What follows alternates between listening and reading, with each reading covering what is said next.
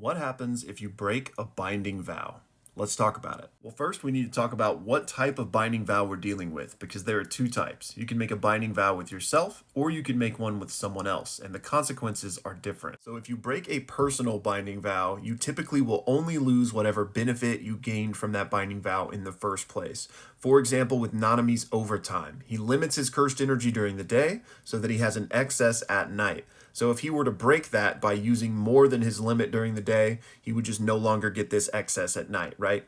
Now, I say that's how it normally works because there is some nuance to this, and we will be talking about that later in the video. Now, for a binding vow made with somebody else, the consequences are far more dire. However, we have never seen an example of this in the story, so we still don't fully know what would happen to somebody if they broke this type of binding vow. But let's examine what we do know from the manga. First up, we have this moment from early on in the manga when Sukuna and Yuji make their binding vow, and he says, "It doesn't matter if you trust me or not, this is a binding vow.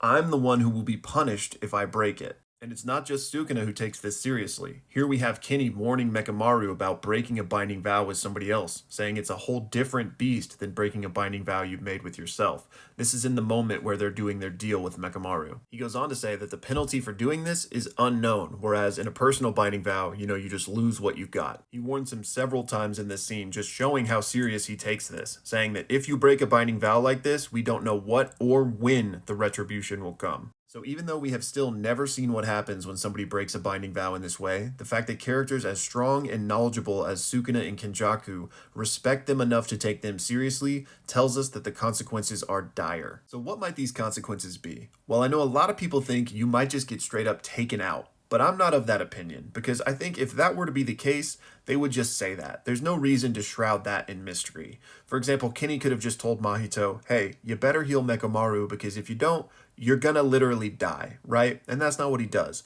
He just continually warns him about the consequences of doing something like this. So what does that mean? I think it instead means there's some restriction or penalty placed upon your cursed energy or your body or your soul. The most enlightening information we get on this subject, in my opinion, is from Kenjaku in this scene. They enter the warehouse where Mekamaru is, and he says, "You're late. I thought you guys were going to flake on the deal." And in response to that, Kenjaku says the consequences of cursed restriction are something you know better than anyone, which to me, that implies if we had backed out on the deal, we would have broken this binding vow. And we would have been afflicted by cursed restriction, something Mekamaru knows better than anyone. So what this implies to me is that breaking a binding vow could get you a similar penalty to that of a heavenly restriction, except obviously not with the benefit, right? So imagine you're Toji, you have zero cursed energy, but you're still just a normal human. You have no physical prowess. Or you're Mekamaru, you're missing an arm and a leg, your skin is paper thin, you can't go out into sunlight, but you do not have insane cursed energy reserves or can use cursed energy at an extreme range. You just have these awful things happening to you. Now, unfortunately, those are the only two heavenly restrictions we've gotten examples of in the story, so I can't really speculate further than that. But in both cases, you become functionally worthless in the world of Jujutsu, right? Imagine Sukuna loses all of his cursed energy and his cursed technique, or he becomes instantly as frail as a doll.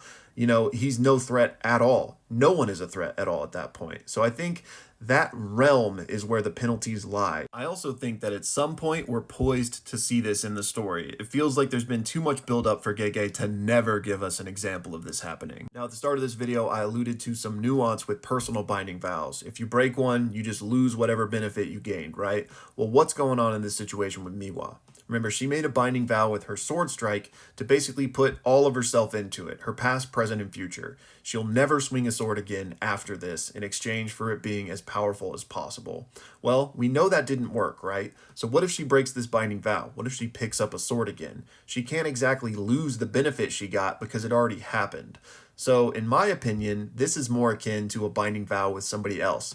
If Miwa were to break this and pick up a sword again, I think she would suffer similar consequences to that of a heavenly restriction. Now, what would that be? I don't know. Maybe her arms just instantly fall off or something. Anyways, y'all, that's my 2 cents on this one. Definitely hit me in the comments and let me know what your thoughts on this are. And last but not least, shout out to Lazuli for the sponsored questions today. Thank you so much for the support, and I will see you guys in the next one.